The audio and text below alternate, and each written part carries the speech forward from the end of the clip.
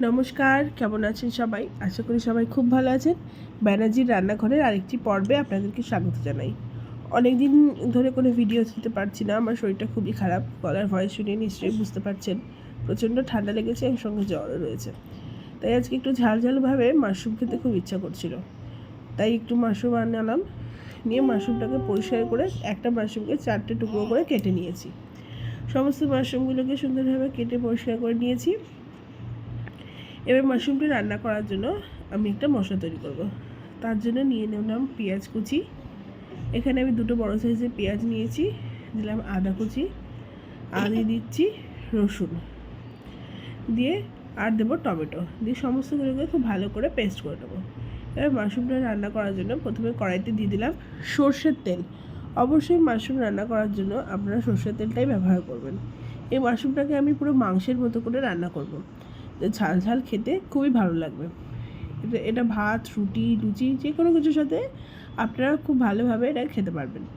মাশরুমটার জায়গায় দেওয়ার জন্য আমি এখানে ছোটো ছোটো করে আলু কেটে রেখেছিলাম, আলুটাকে হালকা একটু ফ্রাই করে নিয়েছি।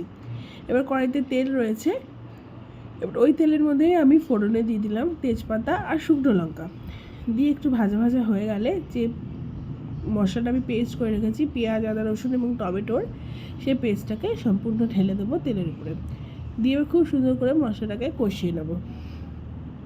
সুন্দরভাবে মশলাটা কষতে থাকুক। এইবার মশলাটা যখন মোটামুটি একটু কষা হয়ে যাবে, এবার কিছুটা গুঁড়ো মশলা ইউজ করব। দিয়ে দিলাম জিরে গুঁড়ো, ধনে গুঁড়ো, দিয়ে দিচ্ছি লঙ্কা গুঁড়ো স্বাদের জন্য, ঝালটা আপনারা আপনাদের স্বাদ অনুযায়ী দিয়ে নেবেন।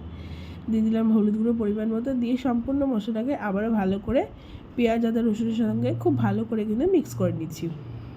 এবার দিয়ে দেবো স্বাদ অনুযায়ী নুন, দিয়ে আবারও ভালো করে মশলার সঙ্গে ভালো করে মিশিয়ে নিয়ে এবার কষতে থাকবো। ঢাকনা চাপা দিয়ে কষতে থাকবো যাতে সম্পূর্ণ মশলা থেকে তেলটা ছেড়ে দেয়। দেখুন মশলা থেকে সম্পূর্ণ তেলটা বেরিয়ে গেছে, আপনারা দেখেই বুঝতে পারছেন মশলাটা কিন্তু পুরোপুরি আমার সম্পূর্ণ কষানো হয়ে গেছে।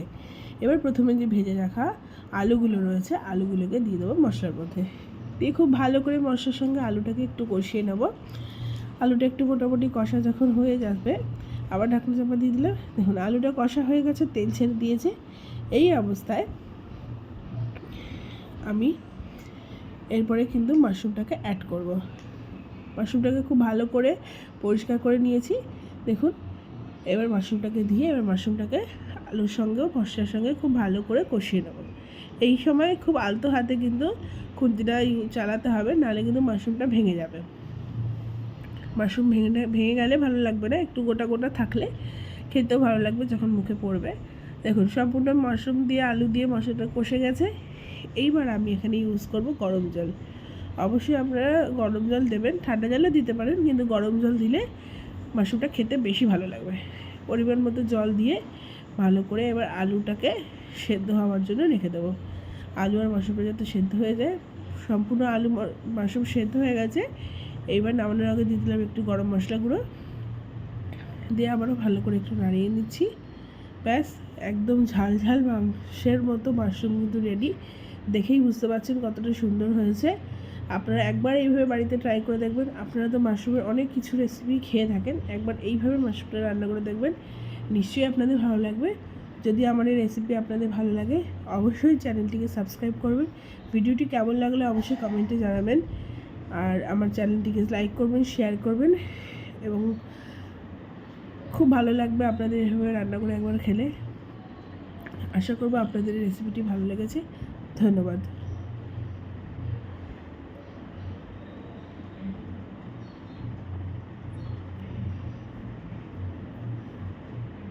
আজকাল